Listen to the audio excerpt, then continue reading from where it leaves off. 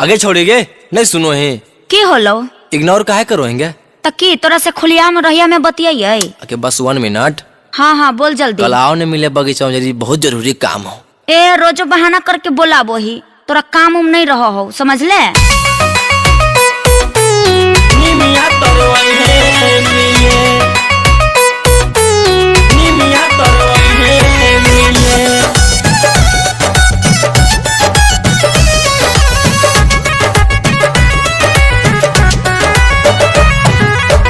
रोजो रोजो काहे तू बहाना लगा बोही, बीच दोपहरिया में काहे ले बोला बोही। ऐसे कहे करो रे डेली डेली। रोजो रोजो काहे तू बहाना लगा बोही, बीच दोपहरिया में काहे ले बोला बोही। ढोल पाता खेलबो संगे माजा उठाइबोगे, ढोल पाता खेलबो संगे माजा उठाइबोगे। निमिया तरवइहे मिले झुलवा झुलैबोगे, निमिया तरवइहे मिले झुलवा झुलैबोगे, निमिया तरवइहे मिले। हमरा नहीं झूलेला है।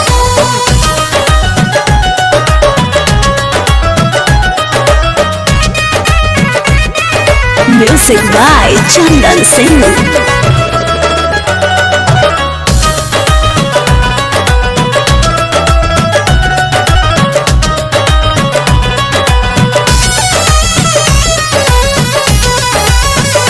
बतिया समझ लेगे छौड़ी बड़ी मजा आइतोगे, एक ही बार में तोरा लत लग जाइतोगे। बुझैलो हमरा नहीं बुझे के नहीं समझे के, बुझले। एक बार तोरे चलते गेली आई पिटाई, जाके घर कह देला कोई छोटा करे भाई। कहमिता घरे तोरा आके बोलैबोगे, कहमिता घरे तोरा आके बोलैबोगे।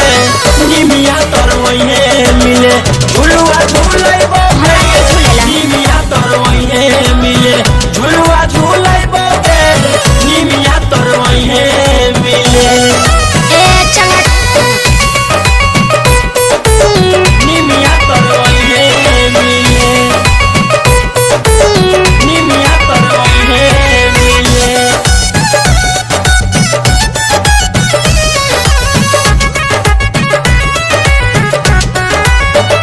सब कोई साथे वही तहे बिकी रहू सनमा। अच्छा।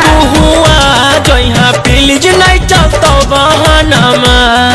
आगे भूलिया नहीं गे। सब बुझाइयो।